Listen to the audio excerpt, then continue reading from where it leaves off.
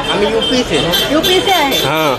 वहाँ पे एग्जाम होता है? वहाँ पे एग्जाम होता है, लीक होता है। हमारे स्टेट में बेरोजगारी है, योगी बाबा कुछ नहीं कर रहे, बुलडोजर उल्टा चला रहे हैं। योगी बाबा के खिलाफ प्रदर्शन हर बार स्टूडेंट करते हैं। वेस्ट बंगाल में अच्छा है स्थिति? वेस्ट बंगाल में अभी पहली बार आए हैं, लेकिन यहाँ सुना गया है कि यहाँ पर अच्छा माहौल है। अभी परिस्थितियाँ हमारी पहली बार है तो हम कुछ बता नहीं सकते, लेकिन अभी फिलहाल एग्जाम देने के बाद ही निष्कर्ष निकल सकता है कि यहाँ पेपर लीक होगा या फिर कोई मुद्दा होगा तो पेपर बाद ही पता चलता है। पेपर से पहले तो कुछ नहीं पता चलता, बट हमारे यहाँ पेपर से पहले ही पता चल जाता है। अभी पेट का पेपर हुआ, 30 लाख बच्चे बेरोजगार घूम रहे हैं। यानी हमारी सरकार बिल्कुल निठल्ली सरकार, जिसे बोले निठल्ला। কারা এরা দর্শক? কারা এরা বঙ্গে পরীক্ষা দিতে এসেছেন এবং এসে নিজের রাজ্যের দুর্নাম করছেন? ইউপির কারা এরা? আমি দর্শক দেখছি এই যে ভিডিও, এটাকে টিএমসি খুবই প্রচার করছে। দেখুন, এটা হচ্ছে টিএমসির এক্স হ্যান্ডেল, সেখানে পোস্ট করা হয়েছে। কুণাল ঘোষ তিনিও এটাকে পোস্ট করেছেন, শেয়ার করেছেন এবং একটা লম্বা লম্বা লেখা লিখেছেন। কি লিখেছেন দেখুন। ইউপি থেকে বাংলার এসএসসি পরীক্ষা দিতে আসা পরীক্ষার্থী যোগী রাজ্য নিয়ে কি বলছেন বুঝুন বাস্তব। যেখান থেকে নেওয়া, তার সৌজন্যে দিয়েছেন উনি, সুদীপ্তা। বাংলার এসএসসির পরীক্ষা দিতে আজ হাজির যোগী রাজ্য সহ ভিন রাজ্য, ডাবল ইঞ্জিন সরকারের রাজ্যের কর্মপ্রার্থীরা। অনেকে বলছেন ওখানে চাকরি নেই, ঠিকমতো পরীক্ষা হয় না, বারবার স্থগিত হয়েছে ইত্যাদি। তারা এখানে পরীক্ষা দিতে এসেছেন। কি বুঝলেন? প্রসঙ্গত এখানে কেউ বলেনি বাংলার চাকরির পরীক্ষা শুধু বঙ্গবাসী দিতে পারবে। কেউ হয়রান করেনি, অপমান করেনি, বাধা দেয়নি। কি বুঝলেন? জয় বাংলা। দর্শক, কি বুঝলেন? জানি না আপনারা কে কি বুঝছেন, কিন্তু আমি যেটুকু বুঝছি সেটা হচ্ছে যে আইপ্যাকের কি লম্বা হাত, কি লম্বা নেটওয়ার্ক, কি লম্বা প্লট সাজাতে পারে, এটা বুঝছি। আমার কোথাও মনে হচ্ছে যে এই যে আমি দেখছি মিডিয়াতে খুবই চলছে, ভিন রাজ্যের সব পরীক্ষার্থী এসছেন, বিশেষ করে ইউপির সব দেখানো হচ্ছে। আমি বলবো যে এর পেছনেও হয়তো কিছু একটা ম্যানিপুলেট, মানে ঠিক লোকজনদেরকে আনা, এবং যেভাবে এখানে এসে ওনারা যোগীর দুর্নাম করছেন, এখানে পরিষ্কার হয়ে যায় যে কোন পন্থী, এবং তাদেরকে আমার মনে হয় এটাও একটা প্ল্যানিং করে করা জাস্ট একটা পলিটিক্স করার জন্য। এই ভিডিও সামনে এসছে, কুণাল ঘোষরা পলিটিক্স করতে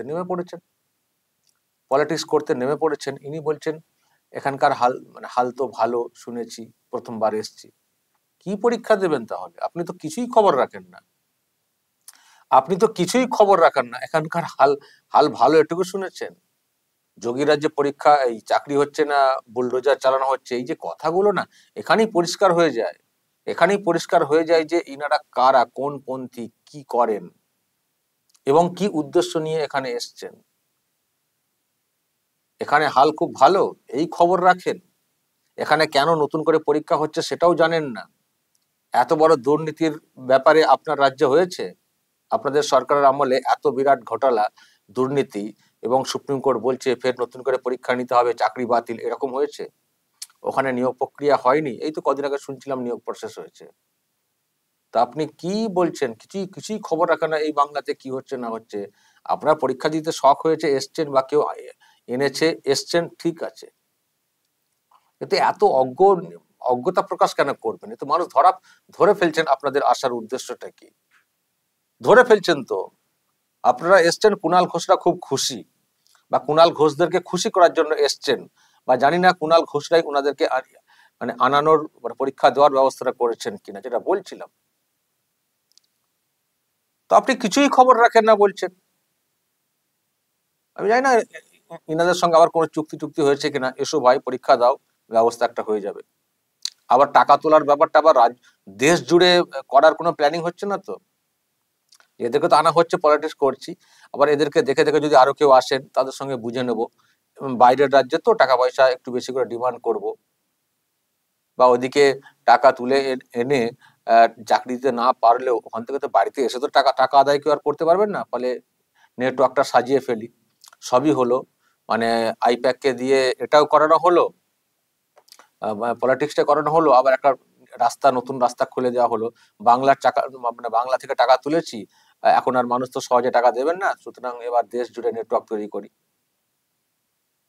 আর কোথায় গেল বাংলা পক্ষ? বাংলা পক্ষ কোথায় গেল? ভিন রাজ্যের লোকেরা এসে পরীক্ষা দিয়ে চলে যাচ্ছেন, কোথায় বাংলা পক্ষ? এখন চুপচাপ। এখন এখন আবার টিএমসি লোকেরা বলছেন কেউ বাধা দেননি। আরে বাংলার লোকেরা এখানে এসে একটু রাস্তা দিয়ে হাঁটলে, বাংলাতে কথা না বললে তাদের বিরুদ্ধে চিৎকার হচ্ছিল, বাংলায় থাকতে গেলে পায়ের তলায় থাকতে হবে, বাংলা বলতে হবে। তো এনারা যারা এসছেন তো বাংলায় কথা বলছেন না, তাহলে পরীক্ষাতে বসছেন কি করে, বসলেন কি করে? আবার কুণাল ঘোষরা বলছেন সবার জন্য আমরা ব্যবস্থা করছি, তাহলে বাংলা পক্ষের অত চিৎকার কেন? তাহলে সবার জন্য তো ব্যবস্থা করা উচিত, সব জায়গায় সেটাই নিয়ম। অবশ্যই বাংলা থেকে অন্য রাজ্যে গিয়ে চাকরি করেন, বিহারে, মেঘালয়ে, ইউপিতে অনেকেই চাকরি করেন, দিল্লিতে করেন, তো এটাই তো নিয়ম। দেশ তো একটাই, যে যেখানে খুশি যেতে পারেন, নিয়ম তো একটাই, মানে দেশ তো একটাই। কিন্তু কখনো কখনো ভুলে যায় এই টিএমসির কথাতে। আজকে তারা দেখাচ্ছেন না সব, মানে বিরাট ভাষণ দিচ্ছেন। কেউ কেউ বলেননি বাংলা চাকরির পরীক্ষা শুধু বঙ্গবাসী দিতে পারবে। বলেননি কেন সেটাই আমি ভাবছি, তো বাংলা পক্ষটা কোথায় গেল? নাকি ওই যে একই ব্যাপার, তাদেরকে হয়তো যখন যখন বলতে বলেন তারা বলেন। আর বা এটাও আর কি, যে বলা না বলার সময় চাকরি কি আদৌ ঠিক মতো করে হবে? আর এটা নিয়ে যা চলছে প্রচার টিএমসির তরফ থেকে, কি হবে? এই যে যারা পরীক্ষা দিতে এসছেন, কি হবে? আমি জানি না কোনো টাকার চুক্তি থাকলে তাদের হয়ে যাবে কিনা, তা নাহলে কি পরীক্ষার আপনি দিতে এসছেন? কালকেই তো শুনছিলাম শুভেন্দু অধিকারী বলেছেন যেভাবে পরীক্ষা হয়েছে এর মধ্যেও তো সব দাগিদেরকে রেখে দেওয়া হয়েছে, ফলে ফের মামলা হতে পারে। তারপর কি হবে? এসছেন, যদি কোনো উদ্দেশ্য চুক্তি করে আসেন, ঠিক আছে, যে পরীক্ষা জাস্ট নাম কাওয়াস্তে দিতে যাওয়া, একটা পলিটিক্যাল একটা ন্যারেটিভ তৈরি করার জন্য, ঠিক আছে। নাহলে কি চাকরি পাবেন আপনারা? চাকরি পাবেন সে গুড়ে বালি, ওই আশায় থাকুন। ইউপি থেকে এসেছেন এখানে চাকরি পরীক্ষাতে, এখানে কত বেতন জানেন তো? এখানে কত বেতন জানেন তো? আপনাদের রাজ্যে যে সরকারি যে চাকরি, সেখানকার যে বেতন, তার ডিএ দেওয়া, এখানকার জানেন তো কি অবস্থা? ডিএ কিরকম কি দেওয়া হয় জানেন তো? সেখান থেকে চলে এসছেন এখানে। এখন ইউপি হচ্ছে কর্মসংস্থানের একটা বড় জায়গা। কি ইনভেস্টমেন্ট হচ্ছে ইউপিতে! হ্যাঁ, একটা সময় এই রাজ্য খুব পিছিয়ে ছিল, কিন্তু এখন কি বড় বড় সব ইনভেস্টমেন্ট হচ্ছে ইউপি জুড়ে। আর সেখানকার দুর্নাম করতে এসছেন বাংলাতে পরীক্ষা দিতে এসে। বুল্ডোজার থেকে শুরু করে নানান ভাবে পরিষ্কার বুঝতে পারছি যে যোগীর ওপরে খুব রাগ, এটা বুঝতে পারছি। এসছেন, টিএমসির খোরাক করে দেওয়ার চেষ্টা করছেন, আর টিএমসি সেটাকে নিয়ে খুব লাফাচ্ছে। দেখা যাক, মুখগুলো চিনে রাখুন দর্শক, চাকরিটা পান কিনা। আর দেখবেন যদি পেয়েও যান, তার তার ভিতরের খবরটা একটু নেওয়ার চেষ্টা করবেন, কি চুক্তিতে।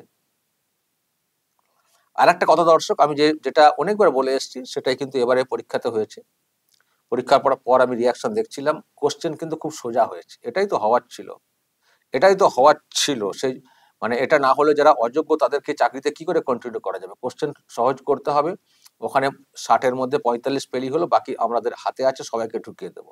যদিও সুপ্রিম কোর্টের হস্তক্ষেপে সব অযোগ্যরা চাকরিতে বসতে পারেননি, দাগিদের একটা লিস্টকে বাতিল করা হয়েছে, কিন্তু সকলকেই ঢুকিয়ে দেওয়ার চেষ্টা হয়েছিল। সেই জন্যই দাগিদের পরীক্ষাতে বসার ক্ষেত্রে কোনো মানে বাধা দেওয়া হচ্ছিল না।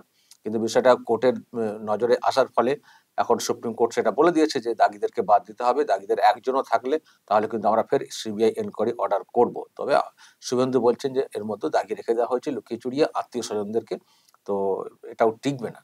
তো যাই হোক, সুপ্রিম কোর্টের হস্তক্ষেপ তো পরে হলো, তার আগেই তো ঠিক করে নেওয়া হয়েছিল না। ফলে সেই মধ্যে কোশ্চেন সেট ছিল যে কোশ্চেন হবে খুব সহজ কোশ্চেন হবে। আবার কেউ কেউ বলছেন দাগিদের হয়তো কোশ্চেন দেওয়ারও ব্যবস্থা হয়ে গেছিল। তো যাই হোক, কোশ্চেন হবে খুব সহজ, যে কেউ মিনিমাম একটু পড়াশোনা করলেই একটা নাম্বার পেয়ে যাবেন। তারপর তো 30 নম্বর তো হাতে রয়েছে, ইন্টারভিউ মানে অভিজ্ঞতার জন্য, তারপরে ডেমনস্ট্রেশনের জন্য 10, আর একটা কি ছিল জানো, ডেমনস্ট্রেট ইন্টারভিউ, আর একটা হচ্ছে এক্সপিরিয়েন্স। এই যে 10-10-10 মানে 30 নম্বর এখানে, এমনি চাকরি হয়ে যাবে। অযোগ্যদের ঢোকানোর জন্যই তো মানে প্রশ্নপত্র সেট করা হয়েছিল, খুব সহজ। মানে হওয়ারই কথা ছিল। আমি আবার বলছি, সহজ না করলে যারা যোগ্য তারা তো পেয়ে যাবেন, কিন্তু অযোগ্যরা তো কঠিন কোশ্চেন করলে তো উত্তর দিতে পারবেন না। সুতরাং সহজ এমন করো তারা যাতে একটু পড়াশোনা করলেই মোটামুটি তারা সব তো সেই মতে সব কোশ্চেন নাকি খুব সহজ হয়েছে, সহজ হয়েছে। তো মানে মিলে যাচ্ছে আর কি আমাদের আন্দাজ, যে সহজটা করা হয়েছিল অযোগ্যদেরকে যে কোনো মূল্যে চাকরিতে কন্টিনিউ করার ক্ষেত্রে।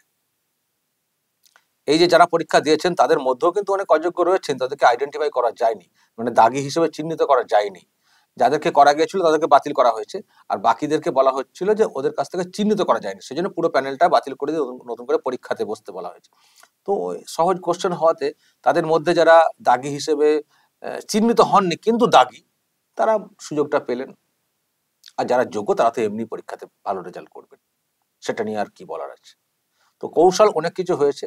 এখন সেই সুযোগে যদি অন্য কারো চাকরি হয়ে যায় সেই চেষ্টা চলছে, কিন্তু আমি বুঝতে পারছি না যে এনারা কি করতে এসছেন। অত ভালো একটা রাজ্য, যে রাজ্যের প্রশংসা এখন হচ্ছে সর্বত্র, মানে কোন জায়গা থেকে কোন জায়গায় তুলে আনছেন যোগী আদিত্যনাথ, সেখানকার বদনাম করছেন এখানে এসে। এই কারা এরা, প্রশ্ন আমাদের। দর্শক বলবেন এর পেছনে কি রহস্য আছে। যদি আপনাদের কিছু বলার থাকে অবশ্যই বলবেন এবং নজর রাখবেন আরামবাগ টিভিতে।